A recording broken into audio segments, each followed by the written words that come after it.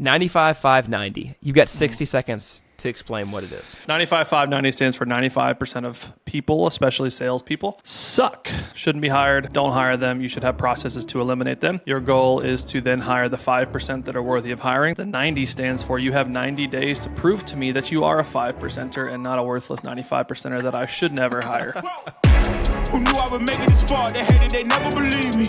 Yeah, I would never drop the ball. I know I'm making look easy. Yo, what is up, Best Damn Agency Podcast Nation? All 300 of you that jam with us every week. We appreciate you. Welcome back to the unfiltered, no bullshit conversation about all things digital agency ownership, life, and of course, agency sales. I, as always, am your host, JJ Russell. Joining me, as always, none other than Joey Gilkey. Yo. What's up, dude? Hey, man. There's probably more than 300 if you look at all platforms, for sure. Yeah, I mean, it's probably like 500, but the probably relaunch... like 30.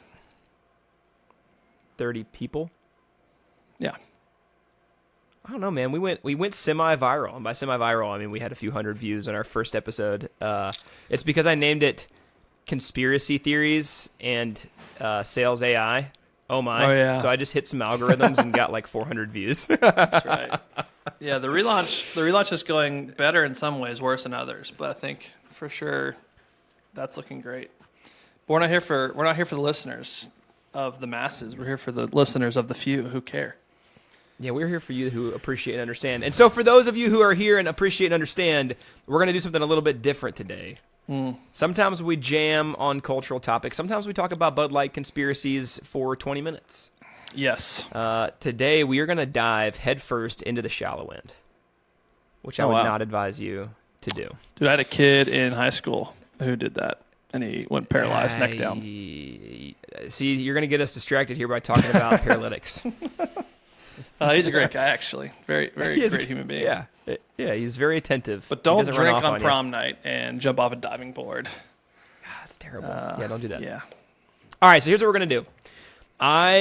We just moved our YouTube channel over, so if you want to find this podcast content and other shorts that we publish, check out Best Damn Agency on YouTube.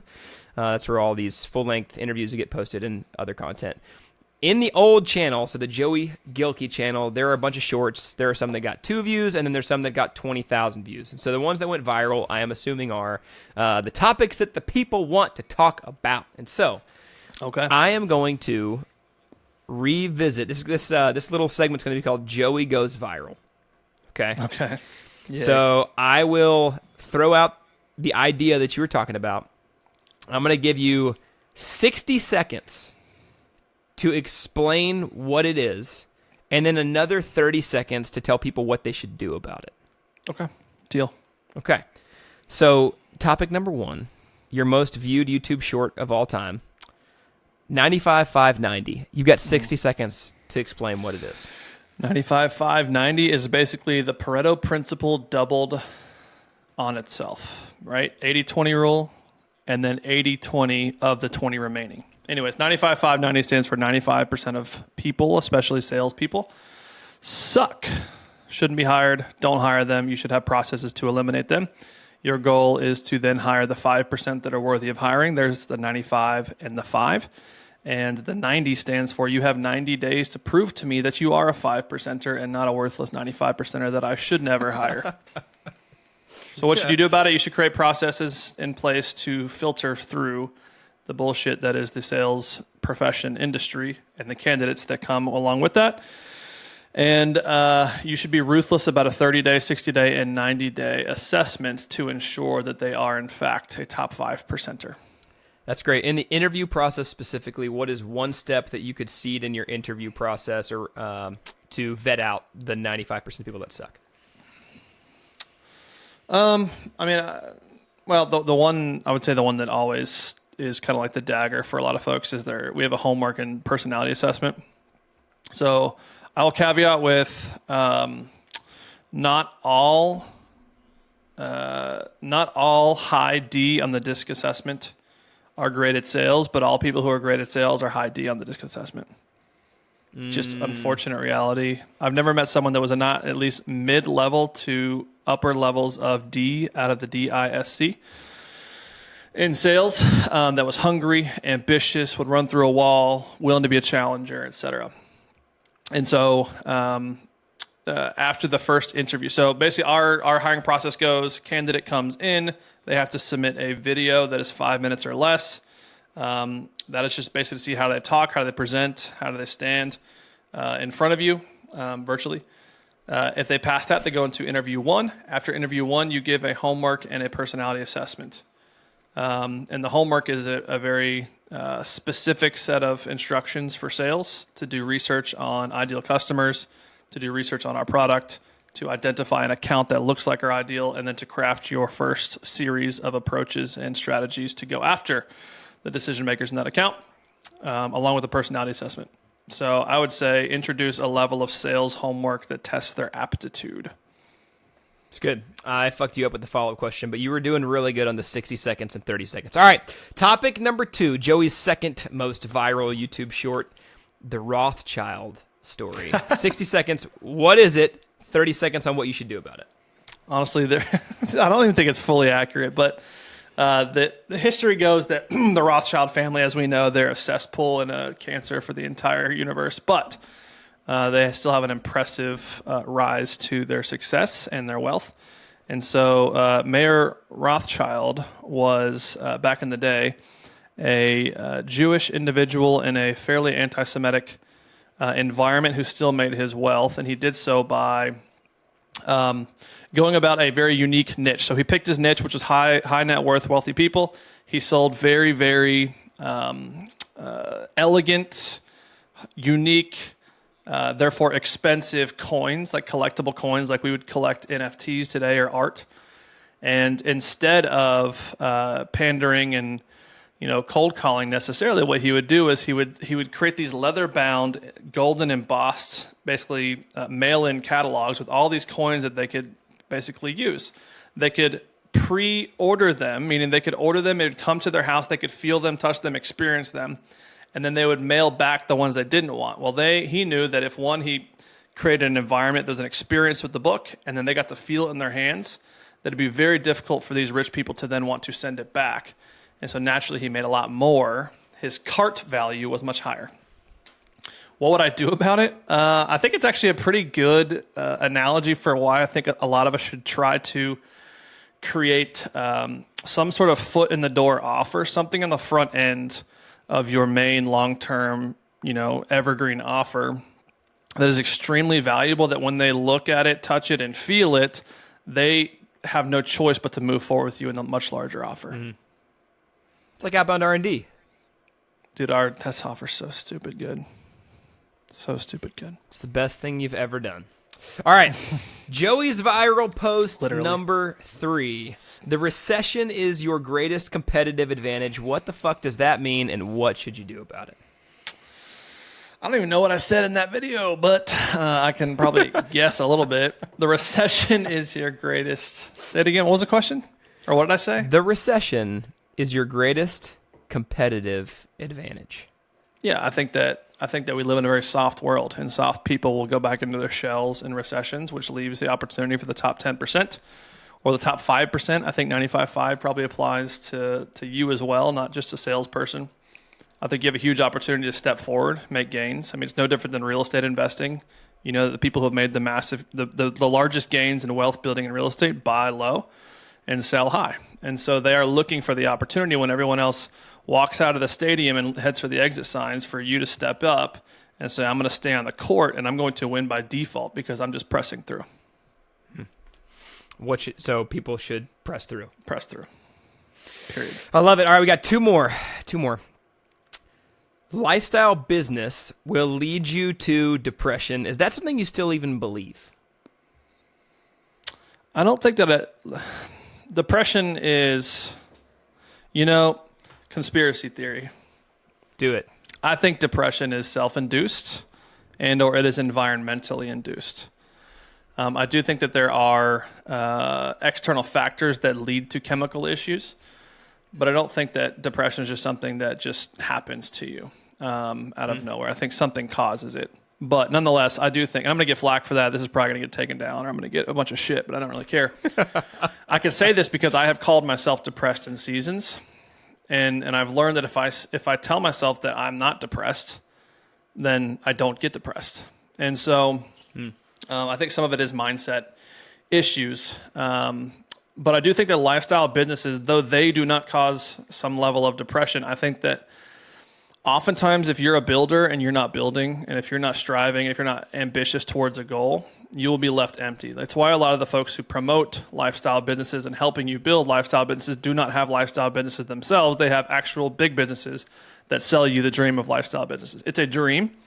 When you get there and you obtain it, just like anything else, it's not what you thought it would be. No one actually wants to sit on the beach and work on their laptop for very long. It's actually hot as shit and sweaty. It's good, man. All right, last one. How you know your cold emails aren't performing? Joey Gilkey, viral video number 5. Well, if you look at your cold email campaign, there's a lot of metrics that tell a very specific story. So the first one is open rate, right? You've got open rate, you've got response rate, you've got conversion rate. You also have things like bounce rate, but they all tell a different story. Open rate tells you that, one, you are delivering to the inbox. So nowadays, deliverability is a big issue. But one, you're delivering to the inbox, and 2, your subject line is hitting. If your subject line or your open rate is below 50%, then you know you have a lot of opportunity to grow here. The second is your response rate. Are you actually getting people to engage back with you, whether that be positive or negative? I don't care. I just want to know that they are reading it enough to where the fact that they are willing to then transact with me with some sort of response. And then conversion is, okay, whatever the call to action is on the end of that. And so if I notice that my open rate is up, but my response rate is down, then my subject line and deliverability are good, but my hook and my ask are probably not very strong. So work there. But if my open Your rate ass is very strong. Don't you dare sell yourself short. You're one of the strongest asses I've seen. I know.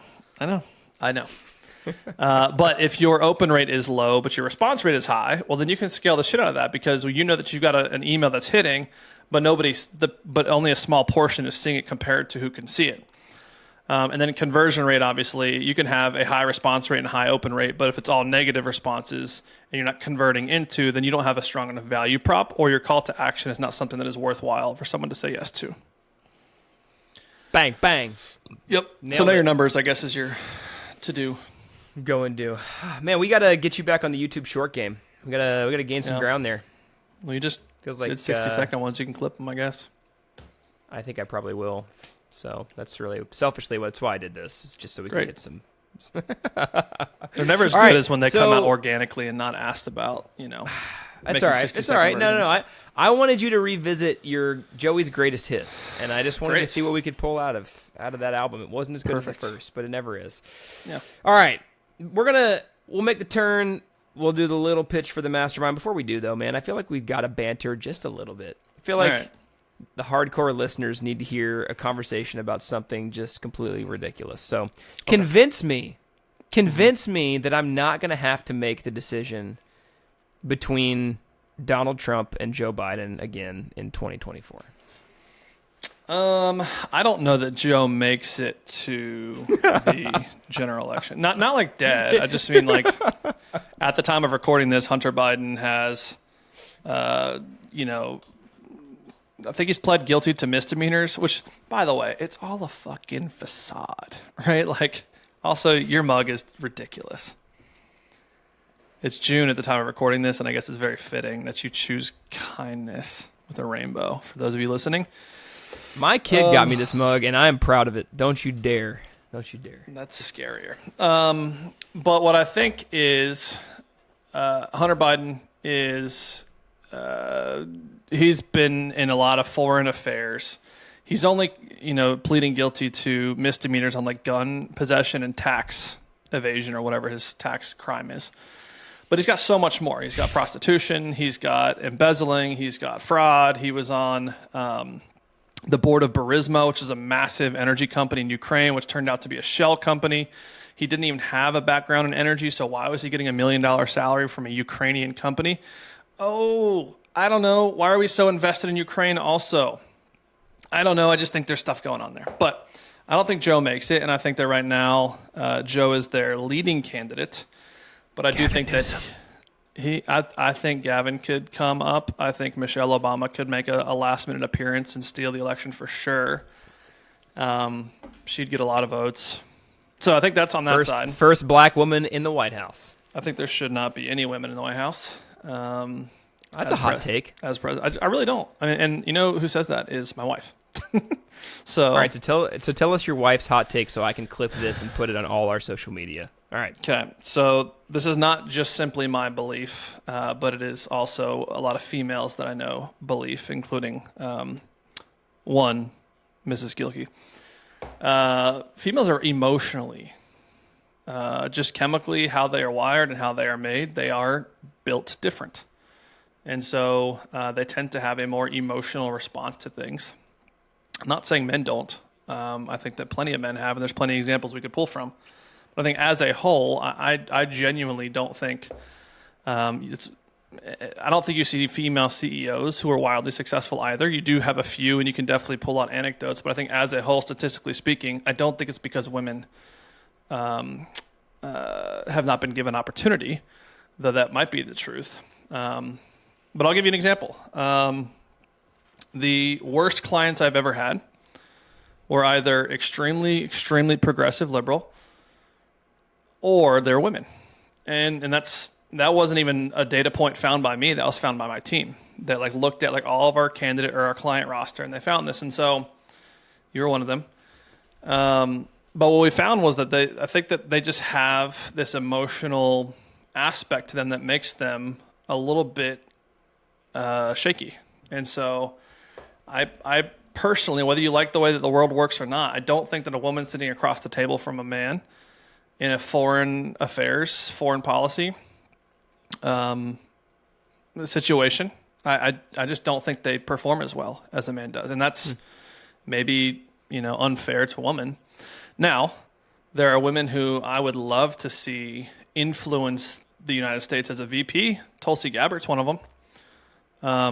I would love to see Tulsi in office as a VP, but not as the primary president who's shaking the hands with Putin of the world. So, I don't know, dude. Good hot take on the podcast. No, I appreciate you sharing your candid opinion. And respectful women around me believe the same. So don't get mad at me.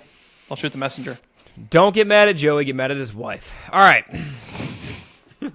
Please don't. She's just a stay-at-home mom who's not. She's great. She wants She's to stay great. out of the spotlight. All right. Let's tell people, Joey, in 60 seconds or less. We're going to make this the most condensed pitch ever because I know we both got places to go. Okay. What do they need to know about Palm Springs, and what do they need to know about the Best Damn Agency Mastermind? So we run the #1 mastermind for digital agency CEO men. There I am again being sexist. But we run it for 7- and 8-figure digital agency CEOs. We are passionate about growing your agency, but also growing who you are as a leader, both in the household and in business and in your market. And Palm Springs is just one of the 2 retreats that we do a year. So Palm Springs, we are going to the Palm Springs in California. We are renting out an entire block of mansions that literally is an entire street full of the same large homes with massive pools, and we're going to basically have block parties and all the fun things. We're also flying in amazing guest speakers. We've got $100 million agency owners coming in. So they run a $100 million per year in revenue agency. We have a holistic health advisor, someone who actually knows how to help entrepreneurs be high peak performers from a health perspective. And then we have a mindset peak performance coach who's coming in, who's coached people like Tiger Woods, Olympic athletes, and the like. So if you are a digital agency or marketing agency CEO and you are looking to expand both your network and your access to people who can help you cut corners in your agency, that can help you solve problems that you're actively trying to face because they've probably faced it before, and get access to resources that nobody else in the world has as it relates to agencies for CEOs or mastermind for agencies, then consider us. And you go to bestdamnmastermind.com/retreats. There we go. Retreats or /Palm Springs. I had to make both because I've said both of them. Yeah, so just go to retreats, /retreats. Retreats. All right. Today's theme was like segments. Like I had buckets. Cool. So the first bucket was Joey Goes Viral. The second bucket is called Measure and Improve. Okay. So we talk a lot about win rate and sales cycle and ROI, like things that people talk about, but how do you actually effectively measure those things? And then what are the dials you can turn or the levers you could pull to improve them? So let's start with, I mentioned most of the ones we're going to talk about. Let's start with conversion rates. So how should you measure your win rate in sales, and then how do you improve it? In terms of like, what is the actual mechanical, how do we measure for it? Yeah. Okay. Well, there's a couple things. Where are you going to give some context? No, that's exactly that was my question. All right, cool. My Wi-Fi is not great over here, so we're just kind of winging it. But measure win rate. So I think that some people measure win rate differently, right? Some folks, it's the moment that an opportunity hits the pipeline, or an opportunity hits the calendar, and they show up for a meeting. You measure all of those to close, and that's how some people might measure. I don't think that's a bad measurement. But I think that the real measurement is measuring from what we would consider qualified, sales qualified, into closed, right? And so when I say sales qualified, do not hear someone who is ready to buy right this second. I mean somebody who is in our ideal customer profile, and somebody who is facing a problem that you can solve and has made it into a conversation with you. And so you might have 10 conversations. 3 might be companies that are too small you could never work with. Basically, are they in your total addressable market? That's it. Yep. If they've made it into your pipeline and they are in your total addressable market, and they have the problem that you can solve, which is part of being in a total addressable market, then that is how I consider and I look at a win rate. Now, what you should be doing, though, is measuring basically every stage percentage to close, right? So basically first time employment to close is a metric. Sales qualified to close is a metric. Second commitment meeting or whatever your next meeting is to close is a metric. Closing actions to close is a metric. Contract payment to close, because you can find the leaks and people just don't do that. So you want to measure both stage to close, but you also would ideally, you're also measuring stage to stage conversions. So that's what I like to look at. Cool. And all of that starting, just to reiterate what you said initially, starting from somebody within your ICP who shows up for a meeting, who shows up for that FTA, that first time appointment sales call, that's where the measurement starts. That's where I measure from, yes. Cool. Yep. Okay, and so let's say you've got a shitty win rate. Well, first of all, what should you be? And I know that it varies. It depends on what you're selling, who you're selling to. What's a decent win rate? How should people think about this, and then how can they improve it? Referrals 60%, inbound 35%, outbound 20%. Okay, and averages, if benchmarks. It's a little lower than that, what should people be doing? What's the quickest way to get a boost? I think it's oftentimes looking at your losses. I actually had a post on LinkedIn that did pretty well this week and you guys can go watch that. You might have to go a couple of weeks back because we're recording this a few weeks earlier. But there's a video where I talked about if you want to increase your win rate, stop focusing on the tactics to get more wins. Instead, focus on the losses, because I like to give the analogy of like a gold mine, right? Like if you're mining in a gold quarry or whatever, a mine, and instead of like sitting and trying to find like what's the new tool, the new angle I can use to find the exact spot where I can find that extra nugget, instead of doing that and just saying like, hey, there's 85% of this mine that there are opportunities in. Like, let's just start going ham on the mine and figuring out, right? And so what I like to do is I like to say, okay, if we have a 15% win rate, that means that I technically also have an 85% loss rate. And if I have an 85% loss rate, there's a lot more opportunity for me to improve by focusing on all the reasons I lost 85% than it is to go get the new sales coach or new trainer who can teach you how to find the extra win. And so because sales is binary, I either win it or I lose it. It's binary, meaning if I don't lose, then I won. And if I don't win, then I lost. And so if you look at it that way, my goal is to lose less, because if I lose less it's a binary situation. So therefore, if I lose less, I will win more. And so that's how I look at it. Is okay, why am I losing? What are the reasons I lost? Where did I lose momentum in that sales process? Where did I lose them in the pitch? Where did they start to become disinterested? What stage did they ghost me at? What stage are we leaking, right? Like I talked about measuring pipeline stages. You know, if there's a progression of percentage going down the stage and there's this massive fall off at one particular stage in your pipeline, you probably should rework that stage and understand and listen to those calls, read those transcripts, understand, what am I doing here that's causing so much fall off? Because I guarantee if you focus on doing that less, you will naturally find the wins.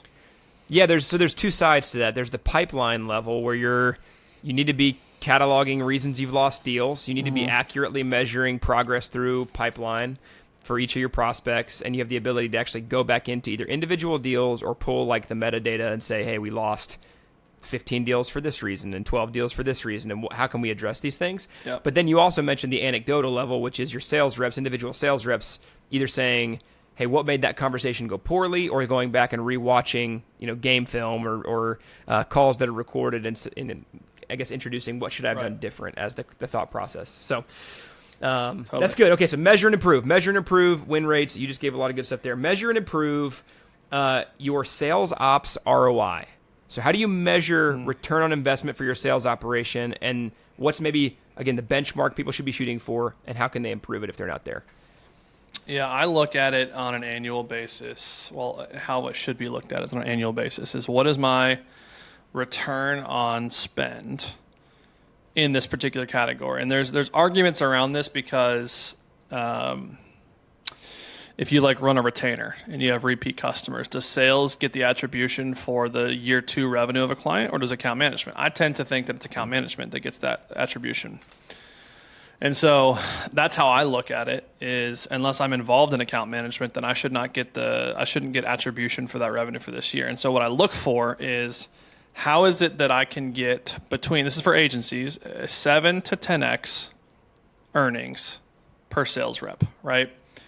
And so the reason for that is because I'm looking for somewhere between a 10 and 15% of gross that produces net new revenue. So that's what I want to emphasize is net new, not total revenue.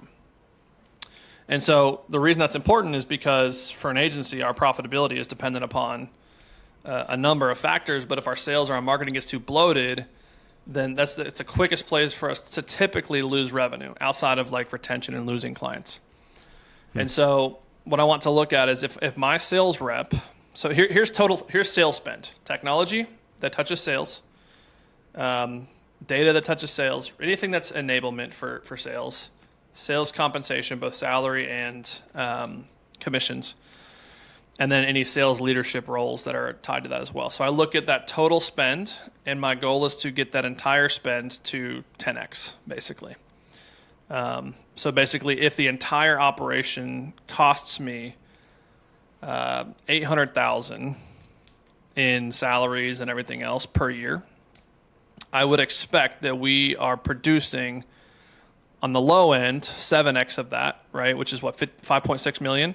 Yep. And on the high end of that, 8 million plus. So that's what I want to look for. There's a lot of dials that you could turn then in that scenario to either decrease cost of your sales operation or increase the overall production. Which way do you think about it? Do you think about cutting costs first or increasing production first? I tend to go increasing production. Okay. I feel like there's a lot more. Where would you dig in? Where would you go ahead? Well, because I can cut a $25,000 a year software, or I can have my rep go figure out how to produce 3 extra deals that are $50K each and be $150K in production. And so that's where I would start. Now with that's cutting hard costs of tech and resources, but on the same, I want to cut sales reps who are underperforming fast, right? So that's an area where I would say, hey, look at your lowest performing and cut them, assuming they're underneath the threshold and they're not pacing to hit your 7x on target earnings. And so that's where I would start is one. So maybe I would reverse my answer. If it's people, cut them, right? If they're not producing, cut them. That's the first place I'd go. Next is those who are at least halfway producing or are producing. I would double and triple down on how do I get them producing more. So I would look at what training can I give them? Can I look at their losses, like we just talked about, and figure out how they can lose less? Are there channels in which they're weak? If so, how can I help that? Are there channels where they're strong, and how can we double down on those channels and provide them additional resources to be better there, assuming there's an outsized return. Yeah. It's great, dude. All right, so measure and improve, win rate, measure and improve, sales ops return on investment. Last one, how do you measure and improve sales cycle or velocity through your pipeline? And I know that that's going to be, maybe the benchmark's going to be really different depending on the complexity of the sale. So let's just talk about how you measure it and then how you can improve it. Deal velocity is defined as how long it takes from a deal or a first-time appointment from the day that you have the appointment until the day that they contract paid and signed. So let's just say that's 30 days, just to round numbers sake. The reason it's an important metric is it helps with forecasting, right? I know if I have this much revenue in the pipeline, this many deals, we close at this rate, at this deal velocity, I can usually, within a week or two, identify roughly how much revenue can close and when, because I know, okay, every 30 days we close at 20%. We have 5 deals in the pipeline. I will close 1 deal. That deal's worth $50,000. I know that in the next 30 days I'll make $50,000, right? It's easy math. Yep. But how do you improve that? Well, one, I think, is you need to map out the sales process. One, can your sales process be more efficient?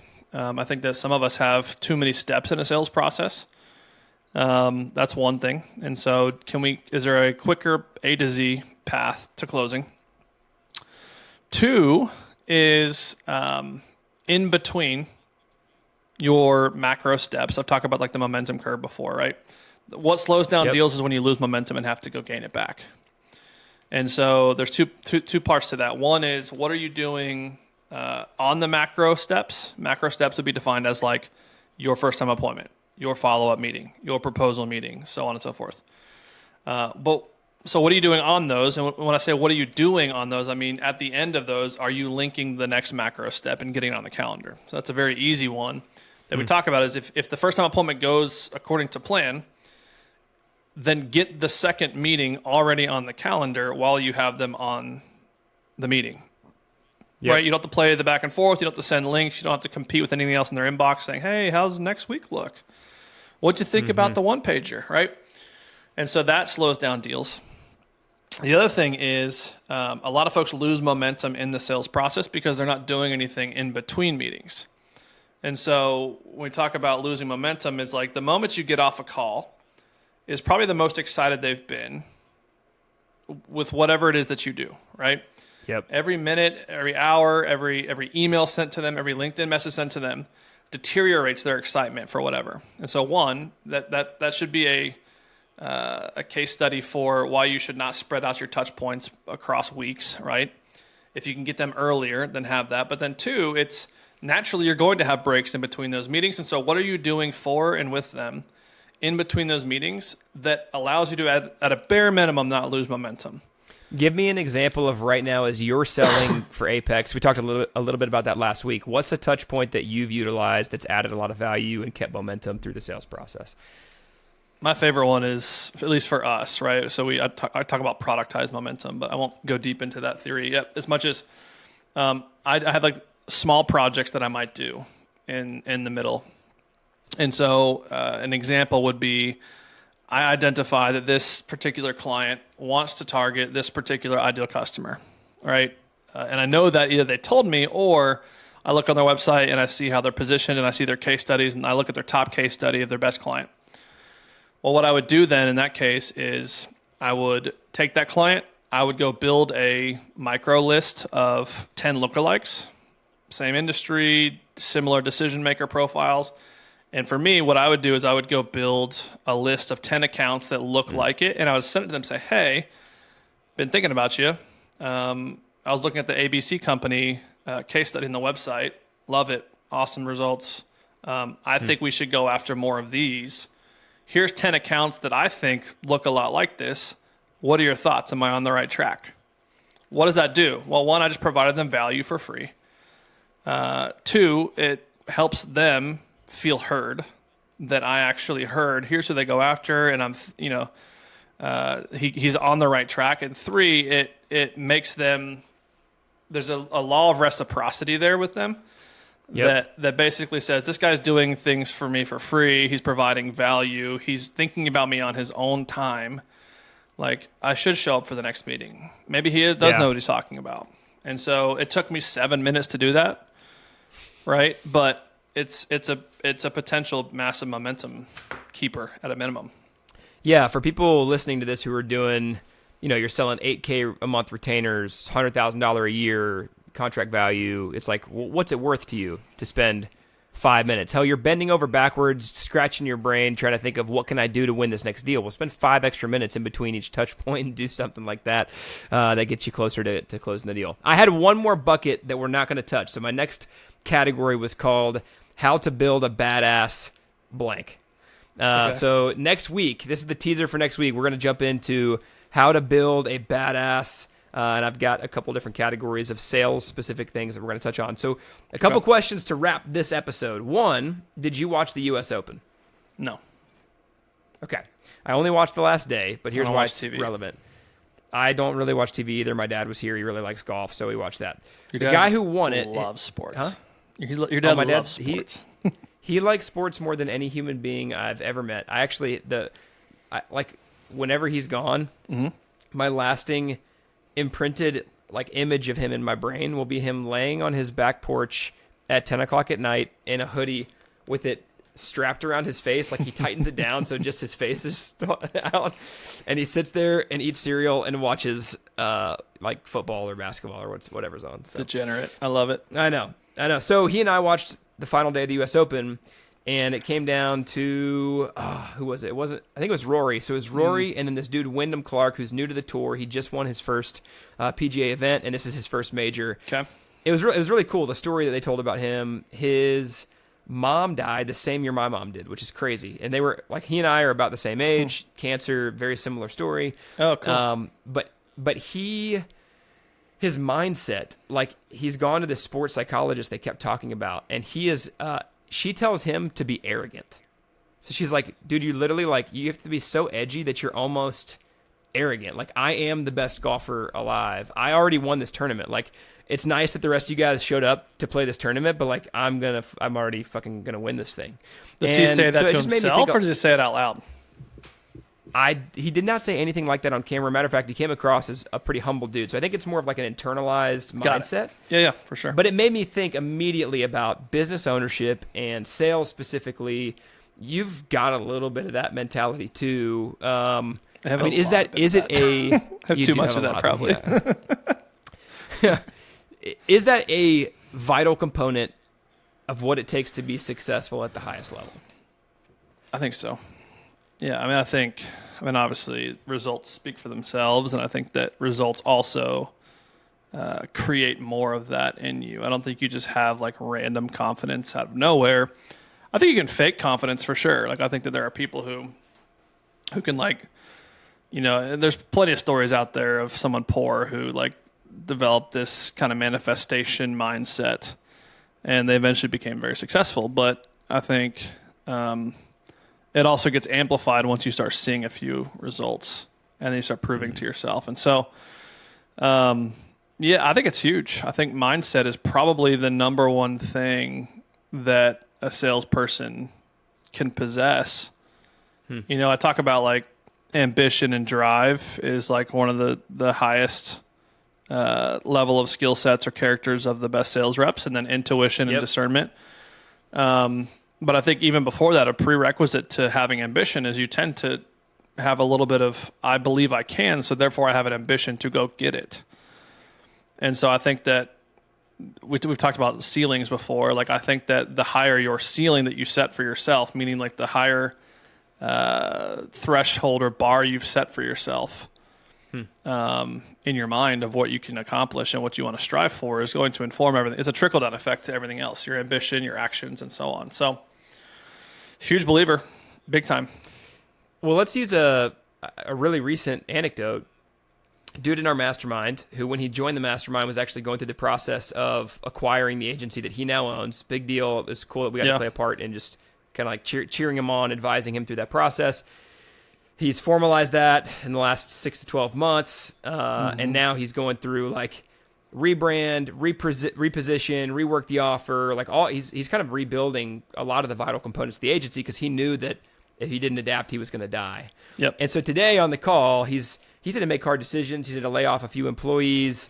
We ask him, what is the single biggest factor that has contributed to your success in making these really hard decisions and repositioning the agency? And that's exactly what he said. He said mindset. He said, I'm not scared anymore. Yep. That was really badass. So he had a quote that was a banger. He said, he goes, I don't want to be, what did he say? He said something about, I don't want to be uncomfortable. Or no, he says, he said, I want to be, yeah. It's not that I don't want to be uncomfortable, it's I want to be in control. Or something like that. No, he said, now I'm no longer focused on being comfortable. I'm focused on winning on control. Yep. Yeah, sick, dude. So good. Yeah, I'm super proud of him. It's been a fun journey to watch him specifically because he's really come out of it. Even like today, I was like, dude, there's a fire in him that I'm just like, man. You know, what I noticed more than anything is he spoke with a assuredness and a directness. Yes. He's a guy that has tended to, in our open forums, talk around the topic that he's trying to get to, and then eventually he'll kind of land on it. Yep. And he stood up there and just, this is what it is. Dude, you could tell like other guys were like, dude, hell yeah. Like, this is what we want to hear. That was awesome.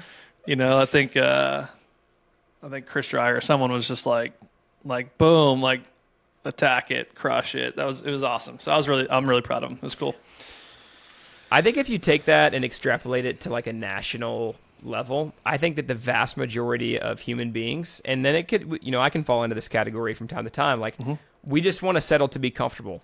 Sure. We don't want to do what it takes to control our own destiny or to be the best or to have that level of conviction in the direction that we're heading. We are very content to just live a mediocre, comfortable life. The irony in that, though, is success. The irony of that is that it is the comfort that they are told that this is comfortable, right? Yep.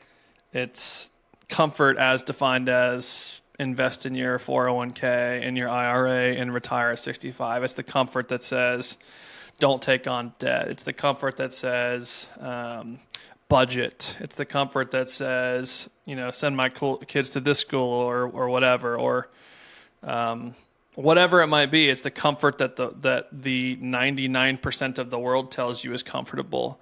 But there is a level of comfort that can be achieved that looks that there is a lot of uncomfortability to even unlock that. I've told this story a long time ago, but it's so good. Okay. I forget the book. I have it in the other room, I think, but it's where they give the analogy of like the young couple, and there's this island, and there's like, have I talked about this? You know what I'm talking about? They want to get up there, right? They want to go to the mountaintops or whatever. Okay. 100%. And so basically it's everyone kind of starts off at the base of this island, and it's this real fun, like water village, and like oceanfront village or whatever. And it seems great, right? Like it's cool, but it's like a fisherman village, and every other couple or every other person kind of starts down here, and you're talking. And then one day they like ran across this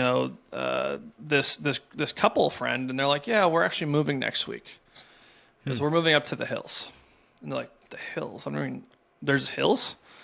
And so then they hear about the hills, and they said, yeah, we're moving up to the hills. We've done some things with planning, and we've kind of set our plan for retirement, and we're going to move up to the hills. I say, okay. Well, then they went to their financial advisor friend and was like, hey, we want to move up to the hills. And the financial advisor was like, okay, yeah, let's do it. Let's create a plan. Let's sit down and really think through this. And so they started really getting into like making money and how do I like become one with the hills. And they go to this seminar, and they look at this young couple who pulls up in a really nice vehicle. And they've got nice clothes on. They're very humble, but they're very like, you could tell they just carry a posture about them. And they start talking to them and like, yeah, we live up on the mountaintops. And they're like, what? The mountaintops? And at the end of the day, they're, the whole moral of the story, it's more about financial advisors than it is anything else. But it's basically like you don't know the levels. The final story is they go to their financial advisor and say, hey, we want to actually go, not the hills, we want to go to the mountaintops. And he's like, I can't take you there. I'm not there myself. I can't take you there, etc. But it's this whole premise about like there are levels above where you're currently at that take uncomfortable decisions and risks and things like that to get there. And so you might think that your life is comfortable, but I can tell you, having unlocked at least a higher level than most, still have many levels to go. There's different comfortabilities to be had. Dude, I'm not going to dive too deep into this, but I will never forget our friend of the Mastermind, who will not be named, guest trainer, standing up in front of all of us in Nashville and saying, there are levels. There will always be levels. He was talking exactly about this. Oh man. Okay, so here's the pitch to wrap this episode. Okay.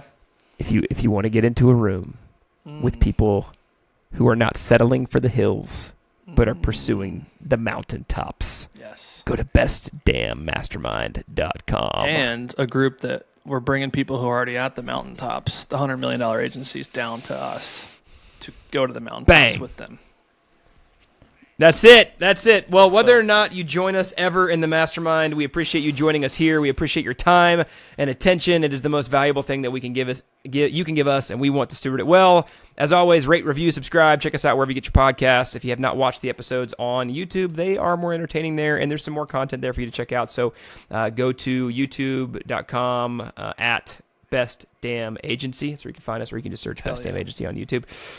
Joey, as always, man, appreciate you. Thanks for bringing the fire, man. It's fun for me to be able to show up and just ask a bunch of questions, and then you just say really intelligent things for 50 minutes. And until next week, to you, Joey, and to everybody else, later. Bye. Bye. Whoa. Who knew I would make it this far? They hated, they never believe me.